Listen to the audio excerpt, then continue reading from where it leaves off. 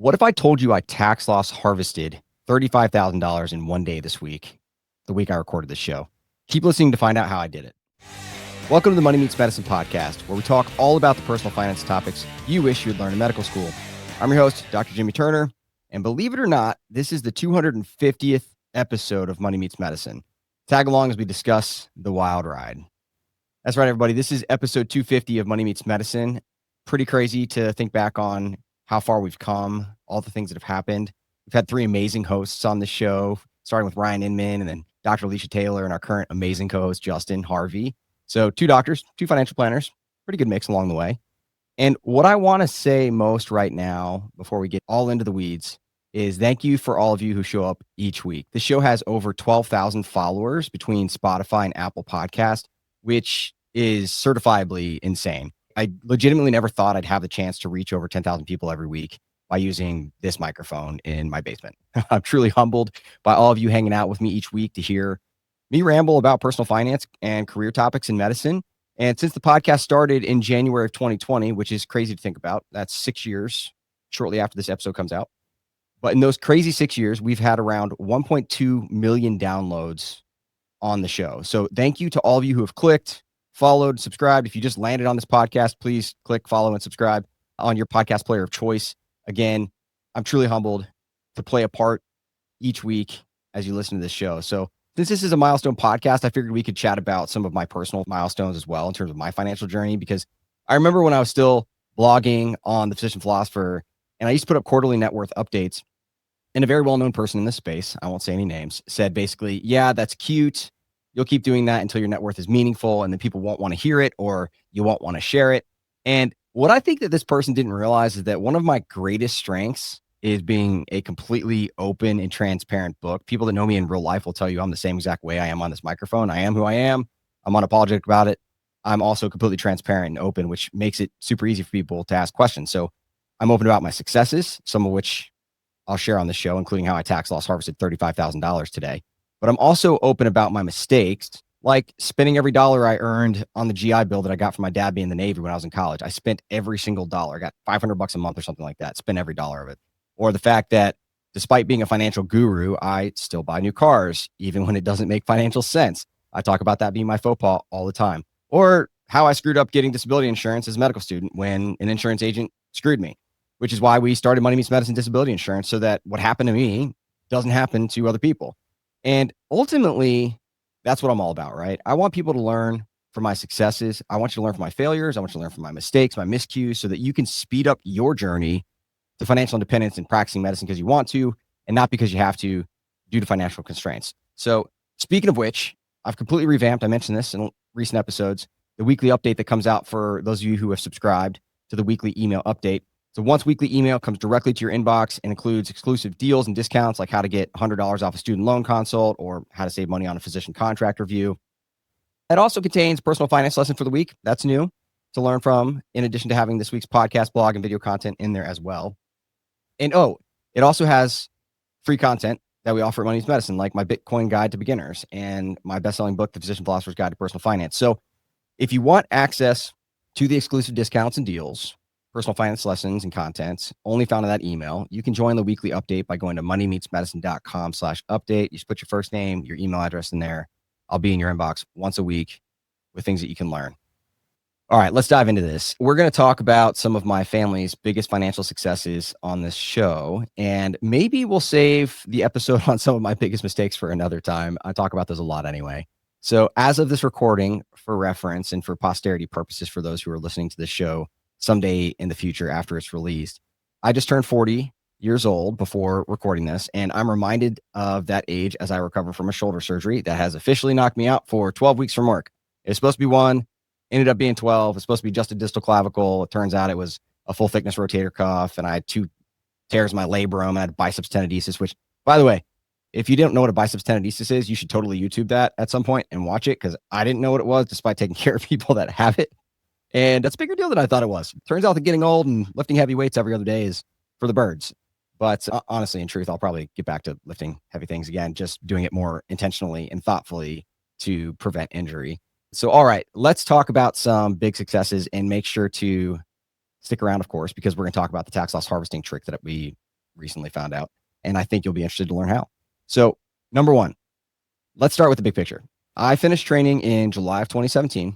So it took us until July of 2020, so 3 years to get to a net worth of about $500,000. In order to get to 1 million in net worth, it took us until May of 2023, which is about 2.5 more years to double our net worth, maybe 3.5. And now in November of 2025, we finally hit $2 million in net worth at the age of 40, or 8 years after finishing training. And as that happened, that milestone just happened to coincide with the 250th episode that we got to 2 million. I thought about how does that stack up for most physicians? And there's not a lot of data out there, to be honest with you. Medscape does this net worth compensation survey, debt survey every year or so. The newest one that I could find was actually in 2024, which basically said that 39% of physicians, regardless of age, have a net worth of $2 million or more. So that's great. We're in the kind of top half there.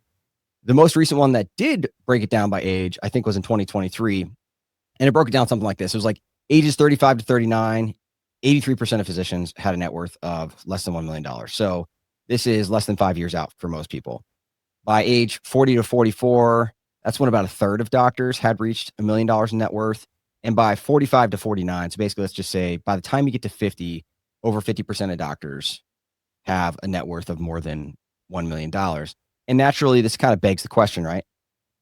What is reasonable in terms of time that it takes to get to different financial milestones for a physician?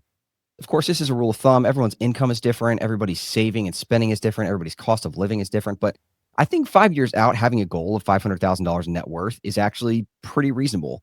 10 years, get to $1 million, maybe 2 if you're saving really diligently or have a higher income. But I think that that's achievable for the overwhelming majority of physicians. 500 by 5, $1 million by 10. And you got to remember, right? Net worth includes your home. That said, the lion's share of your net worth should come from investable assets and paying off debt in those first 5 to 10 years. So it definitely does not give you permission to go buy a giant house to use that as your retirement plan. That's usually a really bad idea. So what do the numbers look like on that? So to get to $1 million by 10 years, I crunched these numbers before doing the show in my research and preparation. If we exclude everything except your invested assets, let's just say we're trying to get to $1 million invested. If you saved around $70,000 per year, assuming 8% returns in the market. Now, remember, historical average over the last 100 years is 10%. Inflation's 2%. So 8% real returns is pretty reasonable. To get to $1 million at 10 years, you'd have to save $70,000 per year. And don't forget, that $70,000 includes any matching or contributions from your employer. So if your employer matches or contributes, let's say $25,000 a year, that means you only need to save $45,000 to get to that total of 70 grand. That's why many people in this space will give you a rule of thumb. You'll hear it say, hey, you need to save 20% in order to get financial independence by a normal retirement age. So by the age of 60 to 65, you'll be able to retire if you roughly save around 20% of your income. If you want to make it 5 to 10 years sooner, it's going to be more like 30%. And that still, remember, is ignoring equity you have built in your home, right? This is just from an investable standpoint. What do you have invested in the market? How much you have to save to let it grow to get to a number that makes sense for most people. It is a rule of thumb. If you spend less, you get there sooner. If you save more, you get there sooner. So people often like to make this about income. They're like, oh, you need to save X number of dollars because you make $500,000 a year or $300,000 a year or $250,000 or $1 million. It legitimately doesn't matter as much until you consider what you actually spend. Now, most people are heroically bad at anticipating what they spend. So you actually have to go and look at your bank statements or your credit card statements. But you need to save 20 to 30% of your income if you want to get to financial independence for the vast majority of physicians listening to this show. So let's talk about some lessons that maybe were take homes for me that I learned from my own personal journey. And now that we've talked about my net worth publicly, which I was told years ago I would never do once we get to this point. But even though our net worth was $500,000 in 3 years, we increased our net worth by about $750,000 during that time by paying off debt. So specifically, we paid off about $200,000 in student loans, about $10,000 a month in less than 20 months. I think it was 19. And so a lot of our net worth growth in that time was going from being negative 300 and whatever $1,000 in net worth to getting to 500. So it actually ended up being more like a growth of 750 or 8. And the big reason that could happen was because of putting money away early after training. And this is the second take home, because there's this thing I love to talk about in talks. I talk about on the podcast too. It's called the Diderot effect, which is named after this French philosopher, Denis Diderot, 1700s. And I got respect for this, right? Because I was a philosophy major. That's why my original business was called The Physician Philosopher. It's because I was a philosophy major. But Diderot was a philosopher, which if you are a philosophy major like me, you will know that usually means you do not make a lot of money.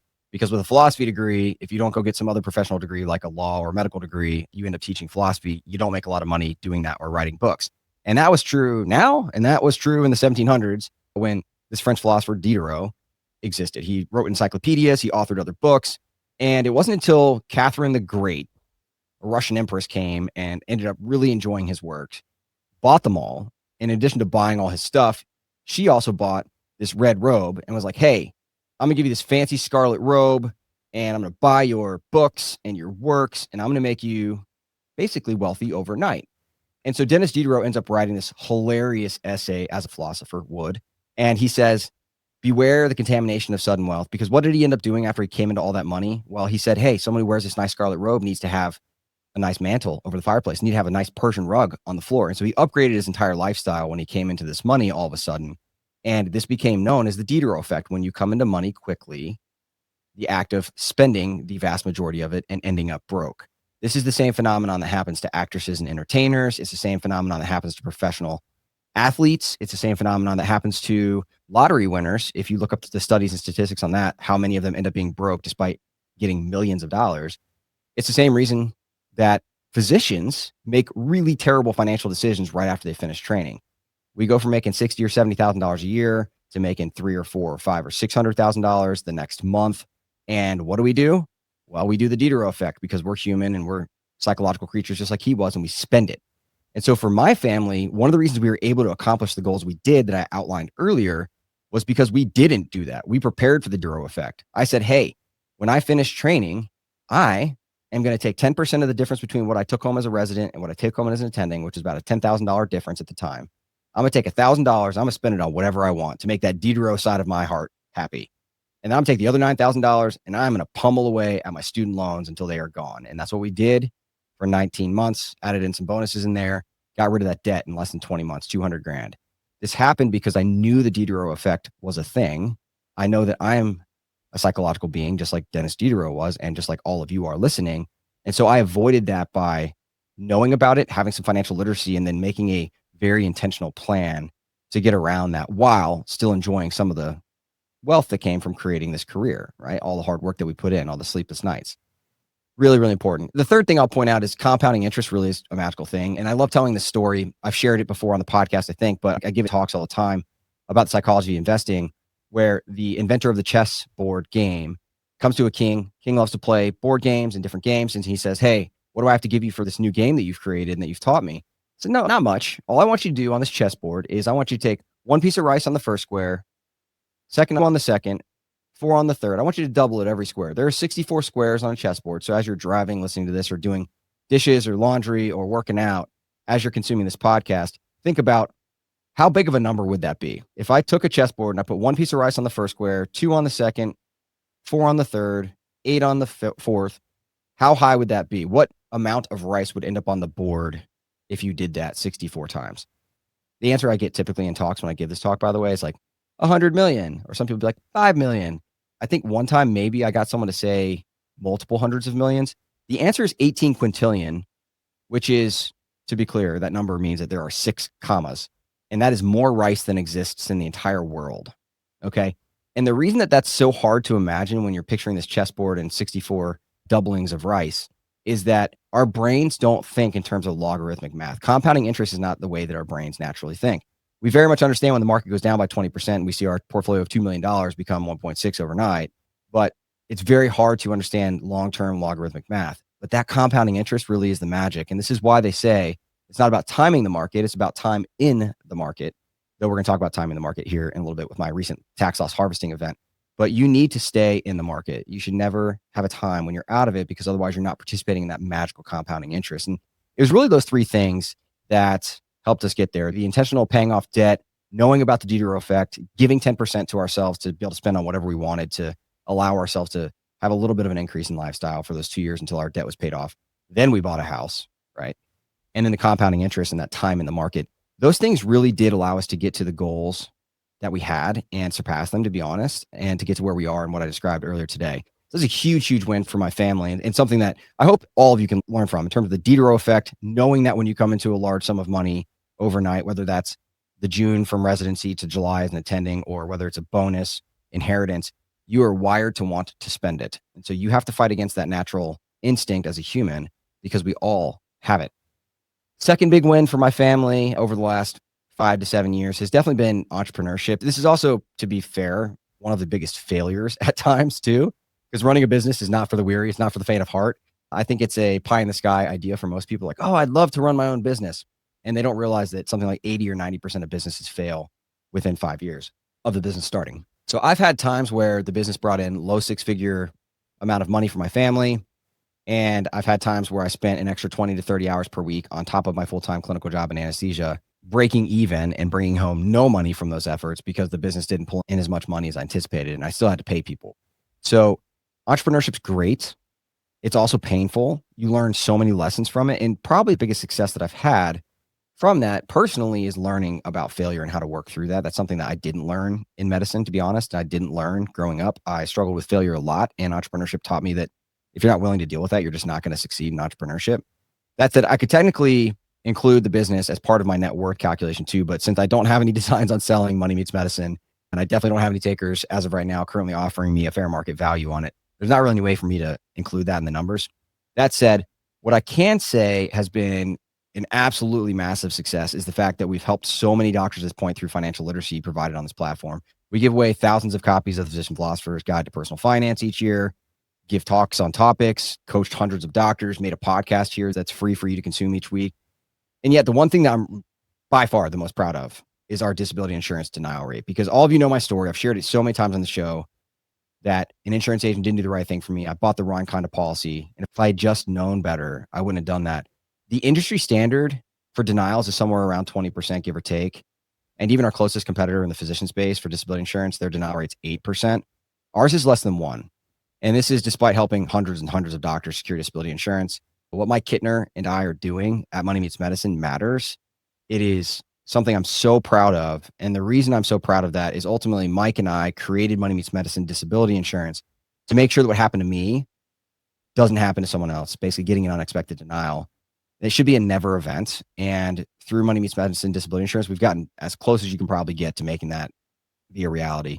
And super proud of that as something that Mike and I have created in terms of a service that we provide doctors, because every doctor needs disability insurance, and knowing that we have created a service that other doctors can trust and can refer their trainees and colleagues to without worrying about them getting bad advice or being taken advantage of. Like, man, honestly, that's one of the reasons I wake up in the morning is because of that work and just the incredible stuff that Mike and I are doing in the entrepreneurship side of the business. We give away 99% of things for free.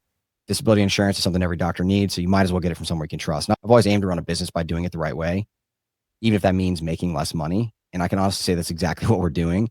We send a lot of clients away to get products that we think are what's best for them, even if it doesn't make us money.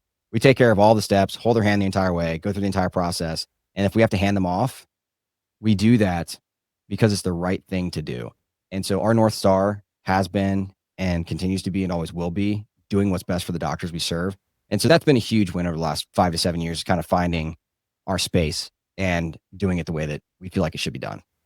A third thing, and this is really, I think, applicable to everybody. This is such a great concept. I wish I'd known about this earlier, but we ended up doing it naturally. It's called Coast Fire. And so let's get back to personal finance success that I think that all of you can apply. Justin and I have chatted about this concept before. There's actually a show on Coast Fire. Go check it out. But essentially, Coast Fire is the idea of saving a lot of money early so that you can then save less money later and live on more of what you take home. And so you could use that extra money you're not saving anymore for experiences or trips with your family. That's predominantly what my family uses it for. You could go part-time. You save less. It means you take home more and you potentially go part-time, maybe go back to 4 days a week instead of 5. And all of a sudden your take-home pay is the same, even though you're at 4 weeks because you decided to save less money and bring some more home. For us, because we saved so much money early in training, we're now able to save a lot less.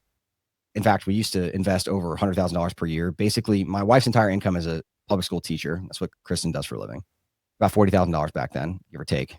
Plus another $75,000 from my income, which was about 25% of the time of my income. So over $100,000.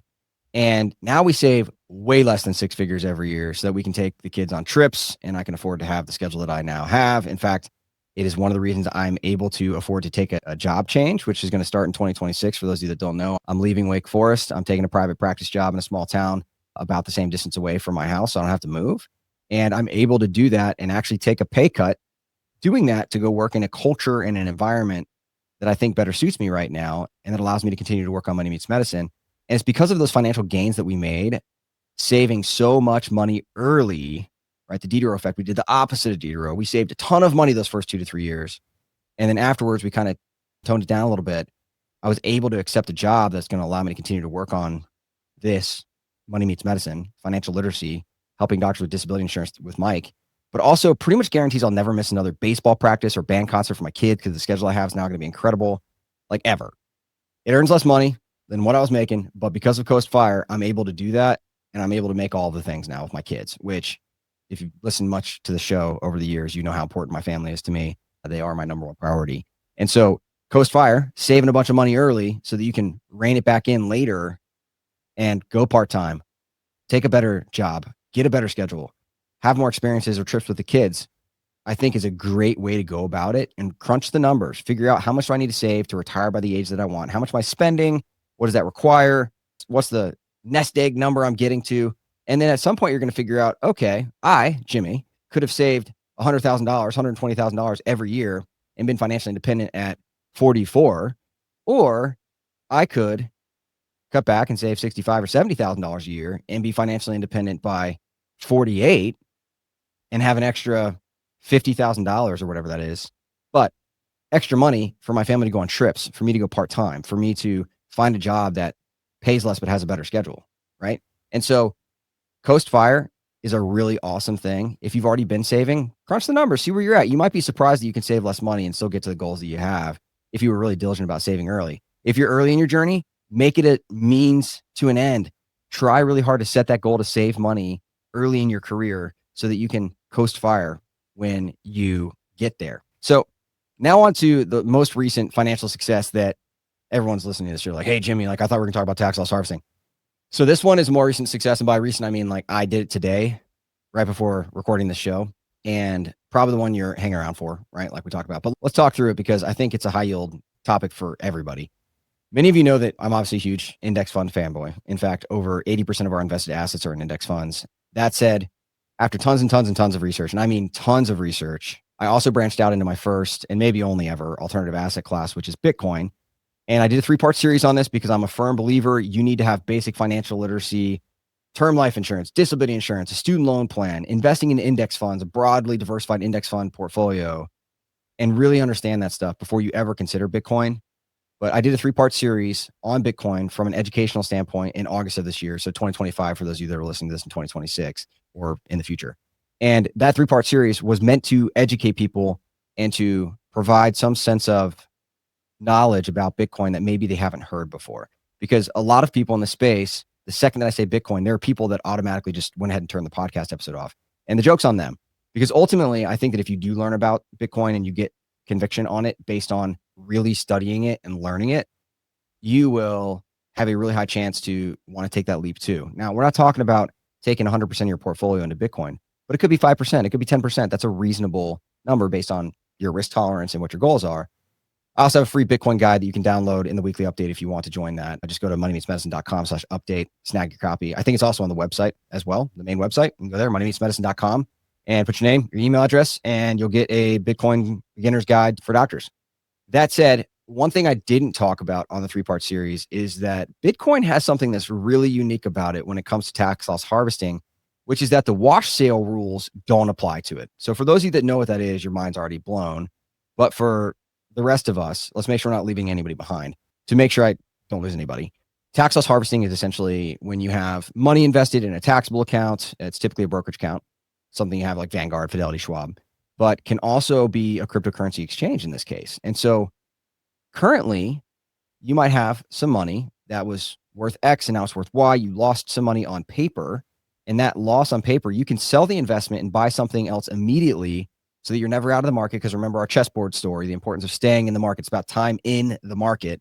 You never want to be out of the market. I'm not telling you that. What I'm saying is you sell it, and what that does is it locks in a paper loss. Now you're accounting from your tax software and all that other stuff is going to say, hey, you just lost $10,000, but then you immediately bought back in. So you were never out. Compounding interest can still do its thing. and you buy something that's not substantially identical is the language that's used to avoid a wash sale rule. You can't basically buy the same exact thing that you just sold and say that you lost something, because obviously you just bought it back. You didn't lose anything, right? And what do you do? And what you do there is lock in that paper loss that gets reported on your taxes, and then we'll reduce your taxable income. Or if you have capital gains in the future, it reduces that. So if you use it to reduce your taxable income, it's limited to $3,000 per year. So you might be listening to this and be like, this isn't a big deal. Like, who cares that you tax loss harvested $35,000 in one day? I only get to use $3,000 a year. It's going to take me 12 years to be able to use all the money. However, if you're using it to offset a capital gain, which could be selling a practice, it could be selling stocks in a brokerage account, it could be selling a business. When you sell something that has appreciated over the years, there is no limit. So if you had a $35,000 capital gain, let's say you sold a bunch of funds from your brokerage account to pay for your kids' college, you're about to get hit with capital gains on $35,000 of that. You'd say, no, my friend, I tax harvested $35,000 last year. And because of that, those gains that you made in your account, when you take them out, are now no longer taxable, and you never left the market.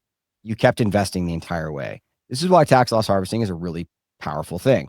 So let's give an example to make this worthwhile. All right, let's say that you invest $100,000 into the S&P 500 ETF, and the value of that goes to $80,000.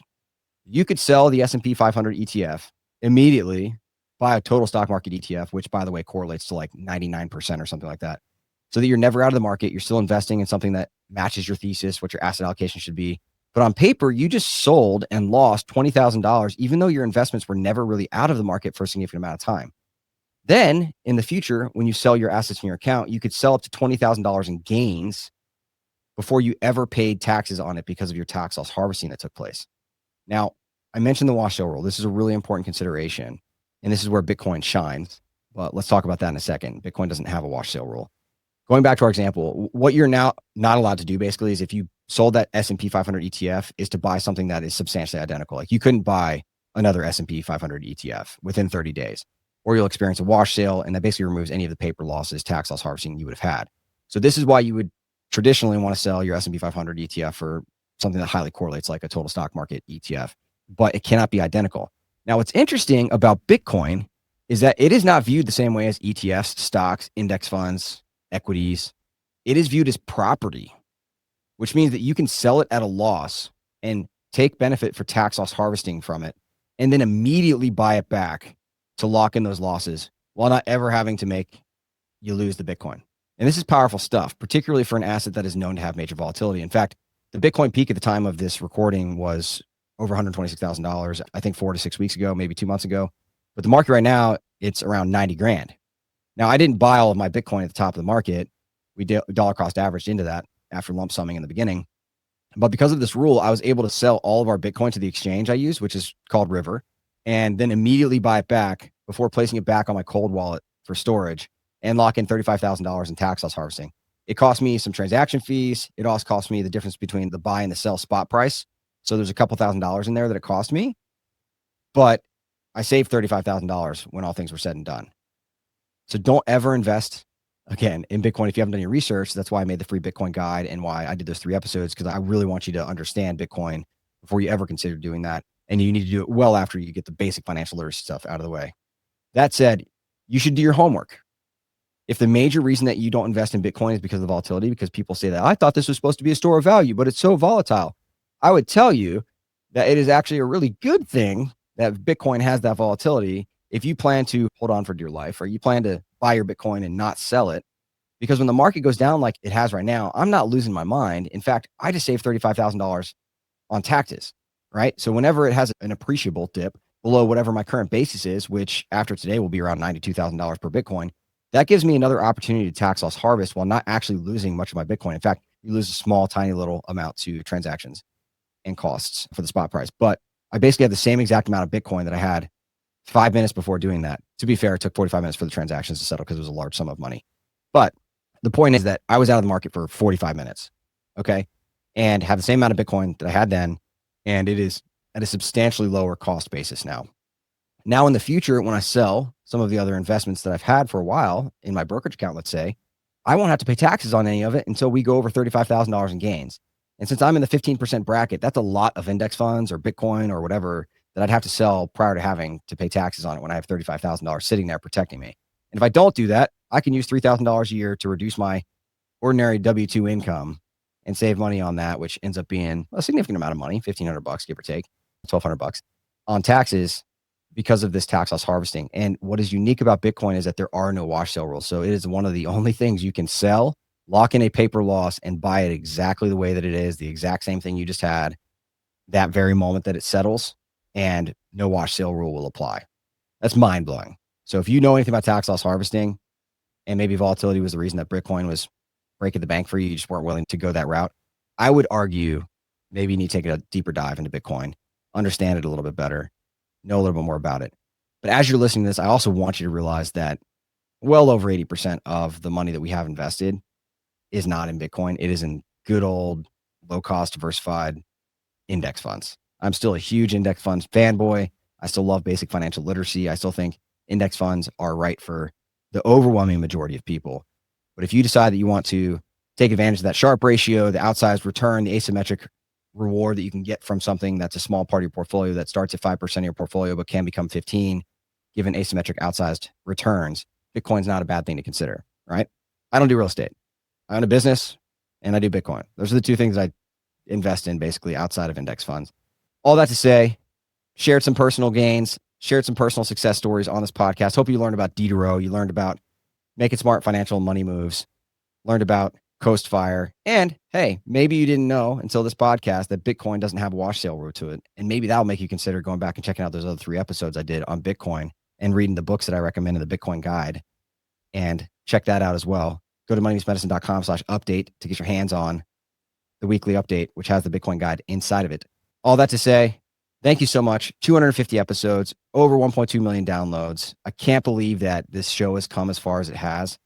And I could not be more thankful for all of you listening. Please continue to share the show, Money Meets Medicine, with your friends, your colleagues. Please subscribe on podcast app where you listen, whether that's Spotify or iTunes or wherever that may be. We love having you. Thank you for the emails. Thank you for checking in. For those of you that checked about my surgery, I appreciate that. I'm doing better. I'm getting better every day. And most of all, thank you for being a part of this community. We will see you next week. Cheers.